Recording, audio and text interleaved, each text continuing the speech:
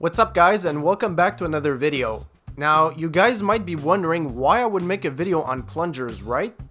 Well, a lot of people don't seem to know the differences between these two types of plungers, and there is. Most times, when we go to purchase one, we take the first one we see, which in most case scenarios is the wrong one for the application, and deal with it, without even knowing. But in reality, they both have a specific use, and that's what I want to clarify in this video today. I'll also be giving some tips on how to use one. There's no real course on these, so most times we use them in the wrong manner and aren't being used at their full potential. So first of all, what's the difference between both of them? Well, it's simple.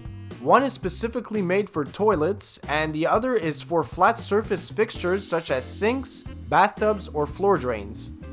The reason why this one is made for toilets is because of the cup you see here. This cup makes for a much tighter seal around the toilet drain, making it a lot easier to clear a clog.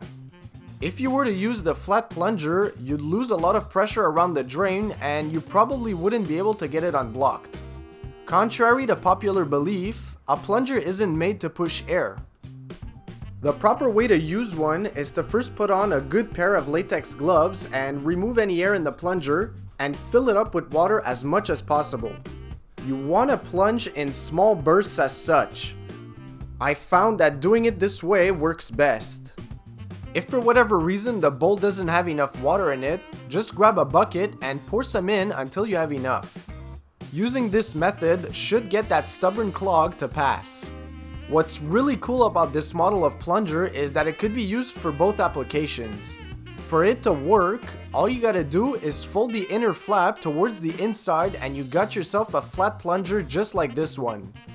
If you're trying to unclog a bathtub, for example, the same methodology applies with a flat plunger, but there's one more thing that needs to be done. You must cover the overflow as a lot of pressure is being lost from here.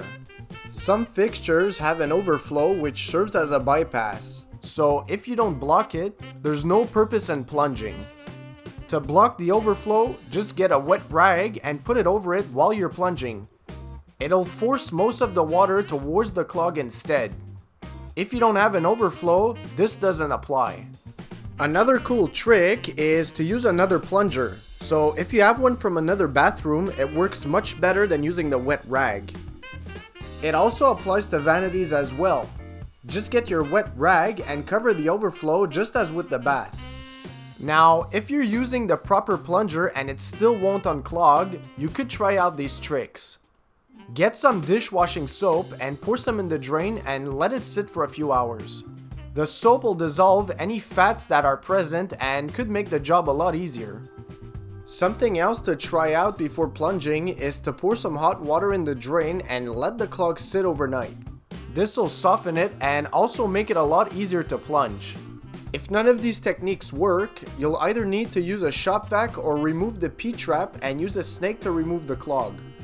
I'll be covering all of these techniques on how to unblock a drain in another video. And as always, if you learned something from this video, please give it a thumbs up and share it with your friends. And until the next one, thanks for watching.